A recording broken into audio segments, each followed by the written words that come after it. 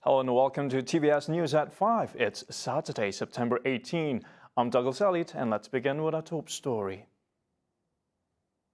Sarawak plans to develop a Center for Sports Excellence near the State Sports Complex in Putrajaya. The center is intended to provide high-quality training facilities equivalent to that of the National Sports Complex at Bukit Jalil in Kuala Lumpur. Dalam perancangan kita antaranya adalah pusat kecemerlangan ataupun Center of High Performance yang kita akan bangunkan di Kompleks Sukan untuk menjadikan atlet-atlet ini dapat diasuh di peringkat yang lebih teliti lagi, lebih kurang macam Bukit Jalil lah. We will have our own Bukit Jalil di Sarawak. Karim added it was also a long-term plan for his ministry to enable state athletes to compete at a high level. All this while, the training program for state athletes had been ongoing at the existing sports complex, which will be continued until the development of the center is realized. A vacant home at Jalan Kampung Krakong in Bau was reduced to ashes in a fire early today. The fire was reported to have started at around 1 a.m. this morning. The Fire and Rescue Department in a statement said that a call was received regarding the incident at 1:24 a.m. and 7 firefighters from the Bau Fire Station were deployed to the scene. Upon arrival, the house was already 90% destroyed. Firefighters then carried out an extinguishing works on the 77 square meter property. Losses incurred and the cause of the fire are yet to be ascertained. No casualty was reported and the operation ended at 2:15 a.m. In approximately 4 hours after the fire incident in Jalan Kampung Krakong, Bau, another fire broke out, this time at Jalan Klinik Community Permai and Miri. The fire broke out at dawn today in a room of a single-story shop that was used for storing computer equipment and appliances. According to Zone 6 Miri Fire and Rescue Department Chief Superintendent Loh Po Kiong, they received a distress call at 5:04 a.m. and a team of 13 firefighters from the Lopeng Fire and Rescue Station rushed to the scene. No injuries or casualties were reported. The cause of the fire as well as the total losses are still being ascertained. The operation ended at 6:57 a.m. Slight relief for those who wish to enter BINTULU, as they are no longer required to undergo the COVID-19 swab test. BINTULU resident Jack Luat said the directive is already in effect, effective today. Luat, who is also BINTULU Division Disaster Management Committee or BDDMC, noted that a police permit is still required for entry. He added that BDDMC streamlined its policies to match that of the Sarawak Disaster Management Committee (SDMC), which states RT-PCR or RTK antigen test results would no longer be required for travel between districts starting September 18. Meanwhile, for those who only had one dose of the COVID-19 vaccine, will still be required to produce negative test results.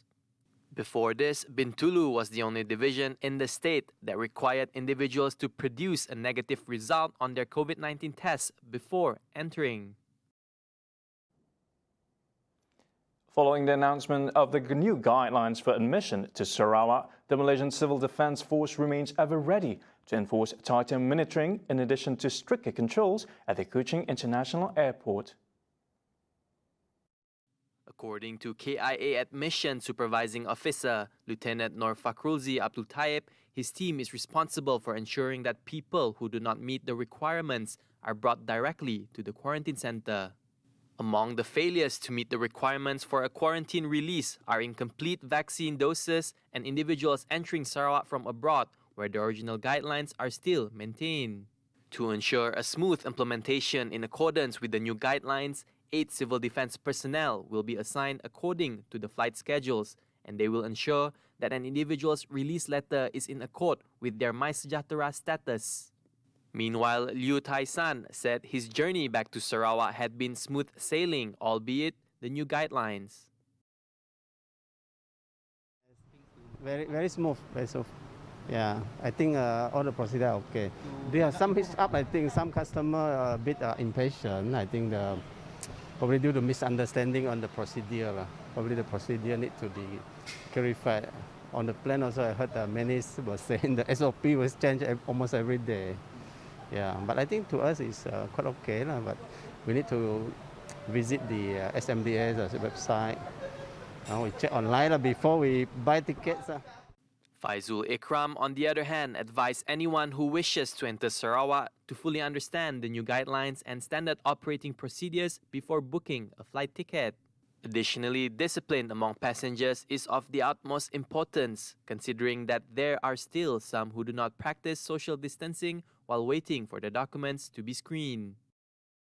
Tak ada masalah sangatlah, tak ada masalah. Semua kita faham, kita dah siap vaksin, kita dah buat swab test. So dia tak jadi masalah lah. Dokumen tu okey dah sistematik. Kalau orang yang faham dengan dokumen tu, dia sediakan sistematik okey, tapi cuma dari segi penjagaan jarak apa semua tu, cuma itulah kan. Kita masih takut disiplin diri lah. Yang lain dari segi SOP semua should be okey lah. On September 16th, the Sarawak State Disaster Management Committee, SDMC, decided to exempt travellers from the 14-day compulsory quarantine upon entering Sarawak from the peninsula, Sabah and Labuan. However, a few requirements set by the SDMC earlier still need to be met before entry is permitted.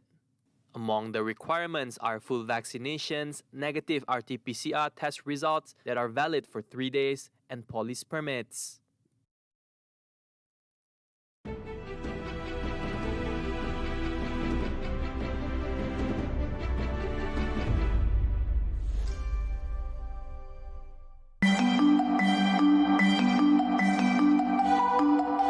Pertanian pintar menjadi salah satu inisiatif kerajaan untuk menggunakan teknologi pintar secara agresif bagi membolehkan eksploitasi penuh revolusi digital sambil meminimumkan dislokasi pekerja. Ketua Menteri Yang Amat Berhormat Datuk Petinggi Abang Haji Abdul Rahman Zohari berkata, golongan petani di Sarawak perlu merebut peluang yang disediakan oleh kerajaan untuk memperkasakan bidang pertanian. Visi Abang Zohari yang jauh ke hadapan juga ingin memastikan pertumbuhan aktiviti pertanian di pelbagai bahagian di negeri ini dirancakkan menerusi jaringan perhubungan yang sistematik. Pada pembentangan bajet 2021, Kerajaan Sarawak telah memperuntukkan sebanyak 60 juta ringgit untuk membantu petani yang terlibat dalam penanaman kelapa sawit dan lada yang berskala kecil di negeri ini.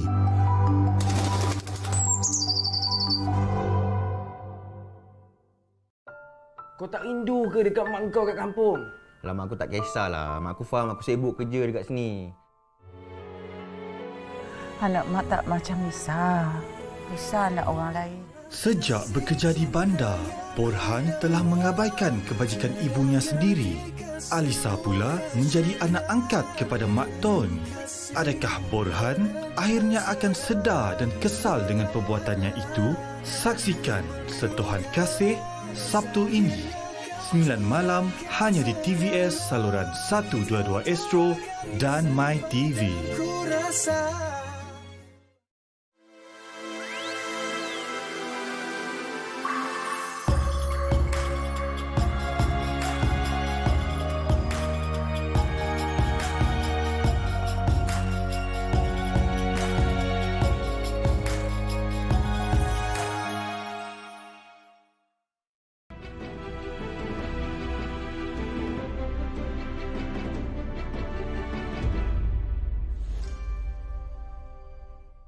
Welcome back. Now on to COVID-19 update. Daily COVID-19 trend shows a decline on Saturday with 15,549 cases reported nationwide. Sarawak yet again topped the list with 2,992, followed by Johor with 2,208 and Selangor with 1,995. This brings the cumulative tally to 2,082,876 cases. Meanwhile, ICU bed occupancy rate for COVID-19 related cases currently stood at 76%, while non-COVID related cases is at 68%. On a positive note, Malaysia has reached its target of fully vaccinating 80% of its adult population with 2-dose vaccines by month end, whereas 92.9% of its adult population have received at least 1 dose of the vaccine. Moving along, Dr. Sri Ismail Sabri Yaakob has congratulated Commander Dr. Susana Razali Chan on her gaining recognition from the International Maritime Rescue Federation. Dr. Susana was acknowledged as a global women's icon in the field of maritime search and rescue. In a post on his official Facebook page today, the Prime Minister said the award won by the Principal Assistant Director of the Malaysian Maritime Search and Rescue and Disaster Relief Division was a source of pride for the Malaysian family. According to the Prime Minister, Dr. Susana is Southeast Asia's first woman to receive the prestigious award. A statement on the IMRF website said Dr. Susana was a judge runner-up for the IMRF Women's in Search and Rescue Award 2021 for her dedication and impressive achievements in the field of maritime search and rescue. The United Kingdom has announced major travel relaxations for fully vaccinated individuals, including simplified travel arrivals for travelers from 17 countries. And Malaysia is among one of those 17 countries included in the list. On its official website, the UK also announced vaccines that are recognized in England, which include AstraZeneca, Pfizer, Moderna, and Janssen. The mixing between 2 doses of the vaccines is also recognized. Fully vaccinated travelers from these 17 countries would no longer be required to undergo a pre-departure PCR test for traveling into England. However, they are required to take the COVID-19 test on the 2nd day after arriving in England and observe self-quarantine for 10 days after arrival. Meanwhile, those who fail to show proof, either digital or paper-based, that they have been fully vaccinated would have to follow the non-vaccinated rules. More information on the changes can be found on their website at www.gov.uk. And finally, Afghan schools open for boys from Saturday. The new Taliban Ministry of Education said in a statement that gave no indication of when girls might be able to go back to their classes. The order applies to male students and teachers from grade 6 and above, as those in lower grades were already told to return to school. More than a month after the Taliban regime seized the capital Kabul, most educational institutions have remained closed as the Taliban have struggled to reopen the economy and restore normal life in the cities. At some of the schools that had managed to operate, girls up to the 6th grade had attended and women students had gone to university classes. However, high schools for girls were closed. Taliban officials have said they will not replicate the fundamentalist policies of the previous Taliban government, which banned girls' education, and they have promised that girls will be able to study so long as they do so in segregated classrooms. While Taliban did not order schools to close after their takeover, the regime has said the security situation meant that many activities for women and girls were not yet possible, and the latest statement did not mention girls at all. It said state and private schools at primary and secondary levels, as well as official, madrasa or religious schools, would be open from September 18th. And that's all the time we have for News at 5. For the latest update, be sure to follow us on Facebook, Twitter, YouTube, and even TikTok. I'm Douglas Elliott. Thank you for watching.